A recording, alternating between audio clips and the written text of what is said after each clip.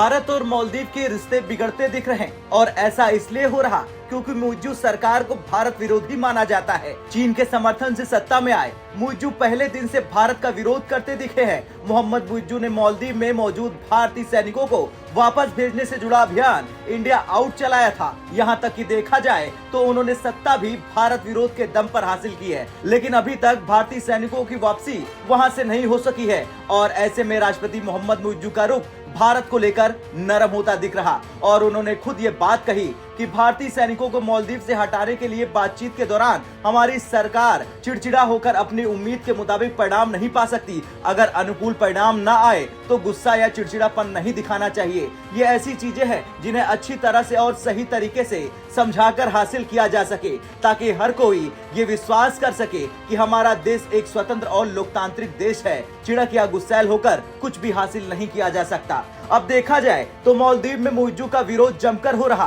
कुछ दिन पहले संसद से कुछ तस्वीरें सामने आई थी। वीरान संसद और खाली कुर्सियों के बीच मुइज्जू ने जो भाषण दिया था उसका मजाक पूरी दुनिया में उड़ा था, मगर इस मौके पर चीनी प्रेमी मुइज्जू ने भारत के खिलाफ जहर भी उगला था। इंडिया आउट के नारे पर सत्ता में आए मुइज्जू ने अपने संबोधन में कहा था कि उनकी सरकार देश की संप्रभुता से कोई समझौता नहीं करेगी। उन्होंने कहा था कि अगर देश की स्वतंत्रता और संप्रभुता को किसी तरह का खतरा होता है तो वो दृढ़ रहेंगे और किसी भी परिस्थिति में किसी भी बाहरी दबाव के आगे नहीं झुकेंगे। संसद को अपने पहले संबोधन में मुइज्जू ने मालदीव में भारतीय सैनिकों की मौजूदगी पर निशाना साधते हुए कहा था कि उनका मानना है कि मालदीव के बहुसंख्यक लोग उनकी सरकार का समर्थन करते हैं। उन्होंने ये भी कहा था कि लोगों को उम्मीद है कि उनकी सरकार विदेशी सैनिकों की मौजूदगी को खत्म कर देगी।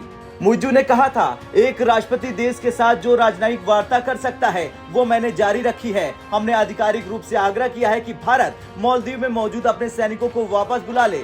सैनिकों की वापसी को लेकर बातचीत जारी है। हाल ही में बातचीत हुई है जिसमें यह तय हुआ है कि 3 हवाई प्लेटफॉर्म पर मौजूद भारतीय सैनिक 10 मार्च 2024 तक मालदीव से वापस चले जाएंगे।